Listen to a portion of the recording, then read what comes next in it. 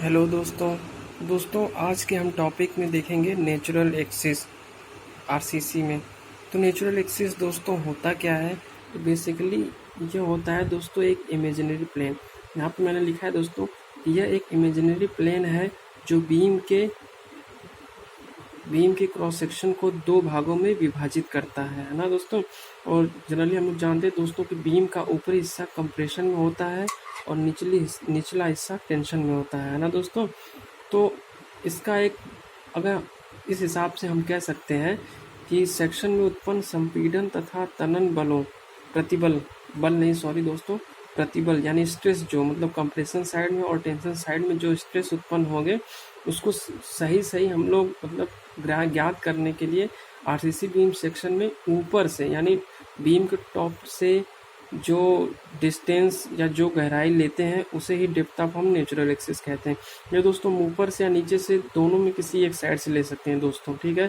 लेकिन जनरली हम लोग ऊपर से लेते हैं क्योंकि हर बुक में ऊपर से ही लिया गया है, और अगर हम नीचे से लेंगे तो वैल्यू चेंज होने लगती है। तो अगर जनरली हम लोग ऊपर से ही लेते हैं दोस्तों ना। यह दो प्रकार के होता है दोस्तों, क्रांतिक बल शून्य रेखा और वास्तविक बल शून्य रेखा। क्रांतिक बल शून्य रेखा को हम जनरली दोस्तों इंजीनियरिंग लैंग्वेज में क्रिटिकल नेचुरल एक्सिस बोलते हैं, और वास्तविक बल शून्य रेखा को दोस्तों एक्चुअल नेचुरल एक्सिस बोलते हैं।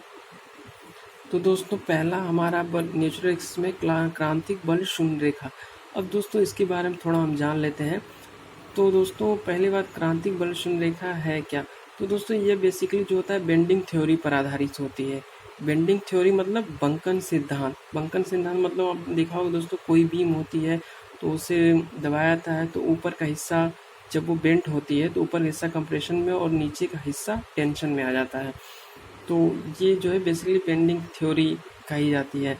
तो इसमें क्या है दोस्तों कि जब मतलब ये है दोस्तों कि परमिसिबल स्ट्रेस के आधार पर जो बल शून्य रेखा निकाली जाती है उसे क्रिटिकल नेचुरल एक्सिस कहते हैं। एक मोटा अगर इसका डेफिनेशन देखें तो हम क्या कहते हैं दोस्तों कि परमिसिबल स्ट्रेस के आधार पर यानी अनुज्ञेय प्रतिबल जो कहते हैं इन कंक्रीट, तो परमिसिबल स्ट्रेस के आधार पर जो बल शून्य रेखा हम निकालते हैं, जब बल शून्य रेखा की गहराई निकालते हैं है ना, तो उसे हम क्या कहेंगे, क्रिटिकल बल शून्य रेखा की गहराई या critical depth of critical natural axis बोला जाता है दोस्तों, है ना। तो दोस्तों इसमें क्या होता है कि जब धरन खंड के मतलब बीम सेक्शन का जो होता है उसमें स्ट्रेस यानी कंक्रीट में अगर स्ट्रेस होगा सिग्मा सी बी और स्टील में स्ट्रेस होगा सिग्मा एस टी जो यहाँ पे दिया है दोस्तों, तो इस आधार पे यानी कंक्रीट में stress sigma C B C और स्टील में स्ट्रेस जो होता है सिग्मा एस टी है ना, तो इसके आधार पर जो हम नेचुरल एक्सिस निकालेंगे दोस्तों उसे क्रिटिकल नेचुरल एक्सिस कहेंगे हम, ठीक है। तो यह दोस्तों बेसिकली निकलता कैसे है, इसमें यह होता है दोस्तों कि कंप्रेशन साइड का स्ट्रेस और कंप्रेशन साइड का stress respect to compression side की जो नेचुरल एक्सिस तक की डिस्टेंस, इसका रेशियो जो होता है टेंशन साइड का स्ट्रेस और उसके टेंशन साइड की नेचुरल एक्सिस से जो डेप्थ है उसका रेशियो दोनों का इक्वल होता है। इक्वल इसलिए होता है दोस्तों कि कंप्रेसर साइड का स्ट्रेन और टेंशन साइड का स्ट्रेन दोनों बराबर होते हैं। तो यहाँ पे हम देख रहे हैं दोस्तों sigma C B C by X is equal to sigma S T by M into D X. तो यहाँ पे दोस्तों जबकि कंक्रीट में stress sigma C B C है लेकिन स्टील में स्ट्रेस जो है sigma S T by M हम लिख रहे हैं, ऐसा क्यों? तो जैसा कि मैंने बताया था दोस्तों कि कंक्रीट में विकृति और इस्पात में विकृति बराबर होती है। तो कंक्रीट की विकृति यानी elongation C is equal to, इसको एप्साइलन छोटा एप्साइलन होता है या इसे इलोंगेशन बोलते रहते हैं या आप स्ट्रेन सी बोल सकते हैं, सिग्मा सी बी अपॉन ई सी हो जाएगा। और स्टील के लिए स्ट्रेन जो होता है sigma S T upon E S, ठीक है। ज़्यादा बताने की ज़रूरत नहीं, आपको पता ही होगा। ई एस है यंग्स मॉडुलस ऑफ स्टील, ई सी है यंग्स मॉडुलस ऑफ कंक्रीट, है ना दोस्तों। यहाँ पे हम देखते हैं, मैंने बताया था दोस्तों कि क्या होता है आरसीसी में कि विकृतियों का अनुपात जो होगा, है ना, विकृति का अनुपात और उससे विकृति अनुपात जो है उनके नेचुरल एक्सिस से डिस्टेंस की दूरी के रेशियो के बराबर होगा। एक स्टेप मैं इसके ऊपर लिखूं दोस्तों तो ये हो जाएगा ई सी अपॉन एक्स बराबर E S upon D minus x, क्योंकि तो दोस्तों हम देखेंगे कि जो स्ट्रेन कंक्रीट में उत्पन्न हो रहा है वो नेचुरल एक्सिस से यक्स दूरी पर उत्पन्न हो रहा है ना, और स्टील में जो स्ट्रेन उत्पन्न हो रहा है वो नेचुरल एक्सिस से डी माइनस एक्स दूरी पर उत्पन्न हो रहा है।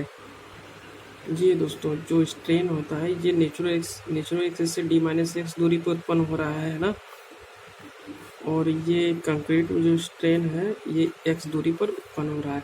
तो कंक्रीट में स्ट्रेन अपॉन दूरी इज इक्वल टू स्टील में स्ट्रेन अपॉन दूरी। बेसिकली हम दोस्तों इससे पहले अगर हम डायग्राम देखे होंगे स्ट्रेन का तो वो भी लगभग ऐसा ही बनता है ना दोस्तों। तो अब अगले वाले स्टेप पे देखते हैं। तो यहाँ पे हमने दूरी वाले डेप्थ वाले पार्ट को एक साइड कर दिया और स्ट्रेन वाले पार्ट को एक साइड कर दिया।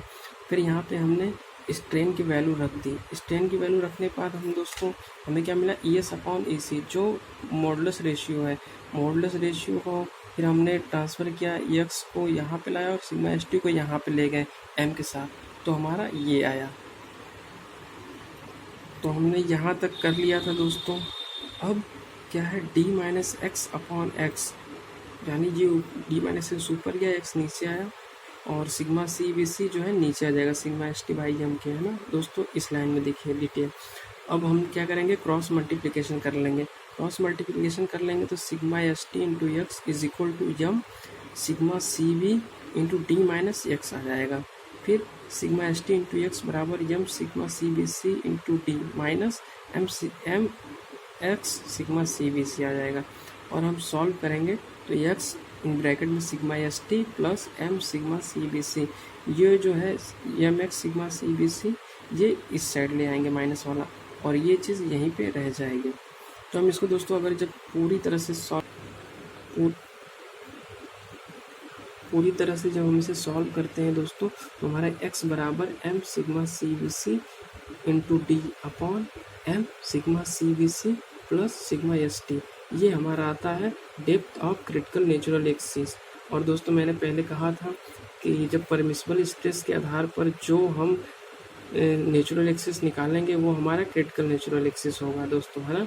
तो इसके आधार पे आप प्लेलिस्ट में देखेंगे तो कुछ न्यूमेरिकल भी सॉल्व किए गए हैं डिप्लोमा के बुक के।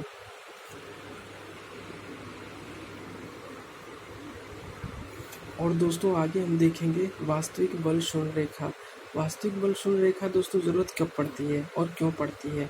वास्तविक बल शून्य रेखा की ज़रूरत इसलिए पड़ती है कि जब बीम सेक्शन में प्रबलन इस्पात की सभी माप दे रखे हो, मतलब स्टील के सारे इन्फॉर्मेशन दे रखे हो, न कि कंक्रीट साइड के। जैसे सिग्मा सी बी की वैल्यू न पता हो, सिग्मा एस टी की वैल्यू पता हो, ए एस टी की वैल्यू पता हो, एम की वैल्यू पता हो, मगर सिग्मा सी बी की वैल्यू नहीं पता हो।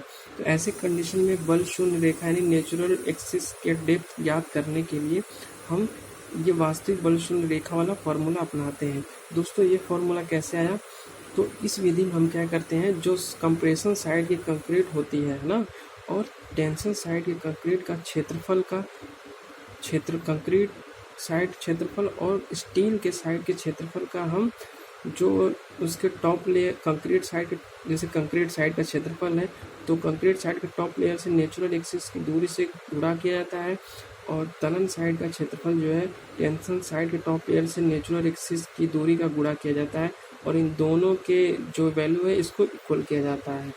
मतलब कि तनन इस्पात के क्षेत्रफलों के बल शून्य रेखा के प्रति आघूर्ण लिया जाता है दोस्तों। मतलब जो टेंशन और कंप्रेशन साइड का क्षेत्रफल हमारा होगा उनका जो है हम आघूर्ण लेंगे बल शून्य रेखा के प्रति। बल शून्य रेखा के प्रति का मतलब जो एक्स, जो क्रिटिकल जो कंक्रीट सेक्शन में डिस्टेंस एक्स होगी नेचुरल एक्सिस की, उसका हम मल्टीप्लाई करेंगे कंक्रीट कंप्रेशन साइड के एरिया में। तो दोस्तों यहाँ पे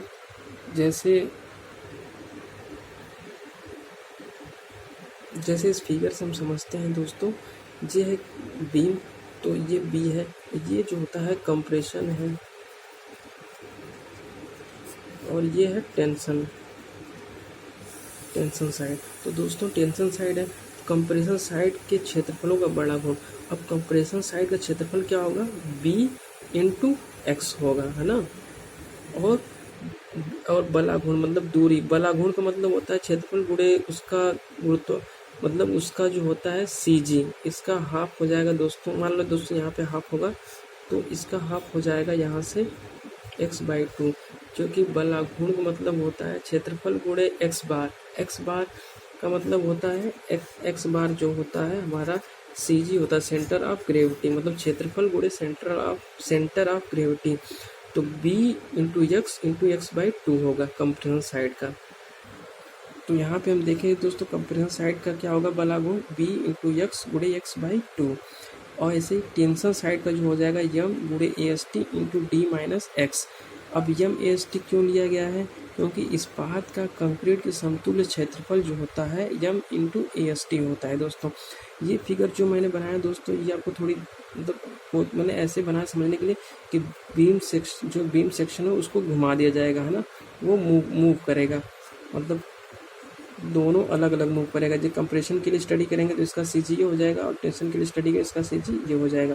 ये मान लीजिए इस्पात है और ये MAST है, ये B है, ये कंप्रेशन साइड है, ये टेंशन साइड। इसको मैंने थोड़ा ऐसे मूवमेंट करा दिया है दोस्तों, तो इसको समझने में थोड़ी डाउट होगी, अगर आप कोशिश करेंगे तो ये चीज़ समझ में आ जाएगी।